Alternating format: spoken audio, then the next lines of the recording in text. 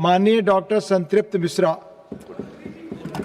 Honorable Deputy Chairman, sir. Just मंत्री जी ने permission लिए हैं, वो गए हैं काम से। Please other ministers are there, please Jairam ji बैठ गए, बोले आप। Honorable Deputy Chairman, sir, let me start with an invocation. Jagannatha Swami Nayana Pathagami Bhavatume. May Lord Jagannath show us the vision and the path, and may he bless all of us, including this great nation of ours. Thank you so much, sir, for giving me this opportunity for my maiden speech in this House. I re-emphasize this is my maiden speech. I hope you will all encourage me and give me the time necessary. I take this opportunity to thank the President of Biju Janata Dal, Honorable Sri Naveen Patnaik ji, the MLAs of Biju Janata Dal, the people of Odisha, for giving me this singular opportunity to represent them and the voice of theirs in this House. I thank my BJD MPs also for their care and kindness. I thank the Rajya Sabha staff for being so welcoming and kind to me.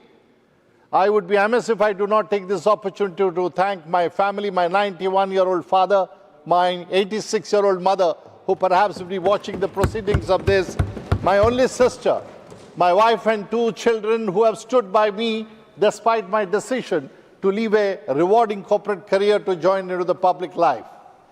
Sir, it is a singular honor to be a member of this House and be a parliamentarian. I have often asked this question, what does it mean to be a parliamentarian? Is my job simply to pass laws or to make them better? As I ask this question, I have often wondered that what kind of laws we are passing, in what time frame. And sir, I landed into this House for the 131st Constitutional Amendment Bill, and I looked at it as a hurried process, bit of a contrived process, and I asked myself the question, is it the role of parliamentarians to simply pass the law fast, or do they have to make the law that is right? We are yet again confronted with a similar situation today with this amendment bill. Sir, I couldn't have asked for a better subject than education, testing, and examination for my maiden speech. I belong to a family of educators. I myself have studied in vernacular schools. I have 2 postgraduate degrees, 2 PhDs, 1 from overseas, 3 gold medals in my life, sir. I've been a chairman of the governing board of an NIT.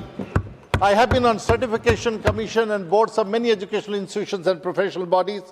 In my previous corporate life, I had the privilege of overseeing governance of 56 schools.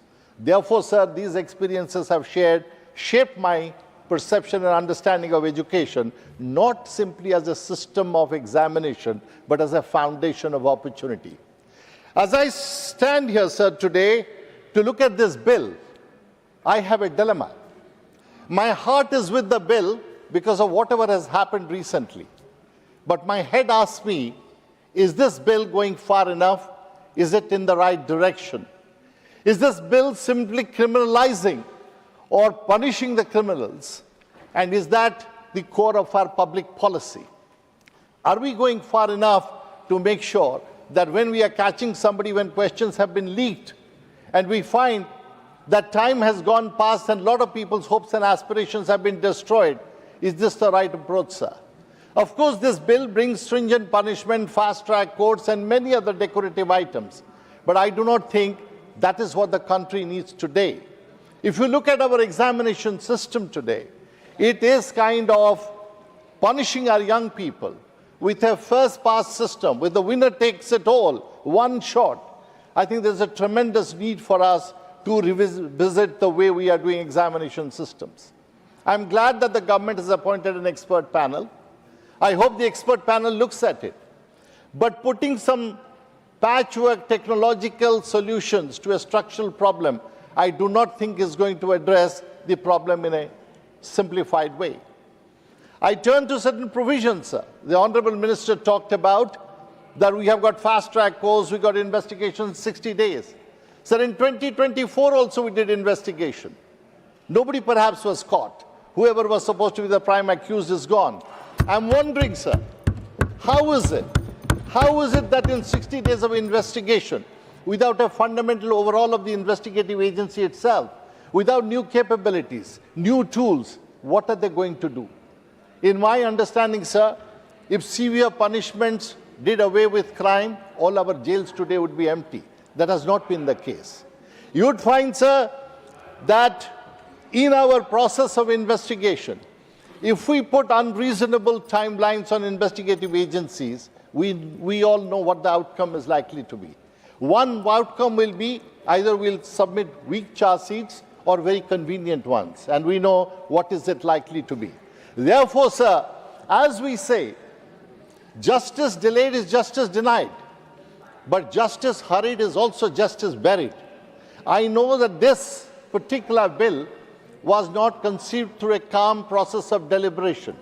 It was a desperate search for a way out of an impasse that was happening with the students. But now that calmness has returned, is it time for the Parliament not to hurry the bill through, but think about it as to how exactly we're going to address the fundamental problems of education in this country? Therefore, sir, I would again appeal that we should not, in the process of investigation, let the big fish go away and the ordinary small-time, some telephone operator, a peon or a driver be caught, as we have seen in other cases. We must not also in the process victimize the ordinary students who are actually the victims, because they were kind of persuaded into believing that they are taking part in shaping their future. When question papers are leaked or stolen, the future of millions are stolen. Because we know an examination is not simply the test of students. It's a test of the credibility of our institutions. It's a test of the integrity of our systems. It's a test of the quality of our governance. I believe that we are failing all these counts if we do not think through this bill carefully, sir. I would like to say that nobody in his right minds in this House would ever oppose higher punishment for people who have stolen the future of our young people. But the question we need to ask is that can we simply rely on criminal justice systems to make sure that the future generations of our young people is secured? Therefore, sir, I would like to propose that we must punish all of them, but we've got to think about it carefully. In a certain situation, we came up with this bill. We must think about it that if this bill goes through in this particular manner, would we have fundamentally changed education in India? We have to think about it that along with criminal justice, we've got to bring institutional strength. We need to bring new proposals and ideas for the future of education of young people. And to conclude, sir, I know the clock is ticking and you tell me to sit down, but thank you for your indulgence. I just want to say one thing, sir. Sir, maiden speech. Sir, please allow maiden speech, sir. Maiden speech. I just want to say one thing, sir. Well, I don't know. The sir has to decide. Please, 8 minutes is complete your sentence. So, sir, what I want to say is that in our institutional mechanism today, we have a lot of scope for fundamental overhaul of education. This bill, unfortunately, to my mind, starts only after a crime has been committed. It does not prevent the crime. From paper setting to printing to transportation to delivery, in this entire distribution chain, unless we strengthen the system, simply relying on punishment is not going to secure. We may again be sitting 2 years down the line, further amending this particular act, and I don't think we would have achieved the larger goal for which we are here today. In this process, sir, I would say, over the last 10 years, many tests have failed us, and we have failed many tests. But I must appreciate those Gen Z students and Santrupt Misra and all of for India, that they ultimately passed the test of life, the test of resilience, the test of collaboration, the test of altruism, the test of putting this country ahead of everything, sir. Please conclude And in now. their respect, we must do something. चार शब्द में पढ़ा था sir, conclude करूंगा ये कहते हुए, जन जी को, हम सब लोगों को, भारत के सारे सिटीजन को, ये मैं हिंदी में पढ़ा था, उड़ीसा में लोगों की हिंदी अच्छी नहीं होती है, माफ कीजिएगा मुझे.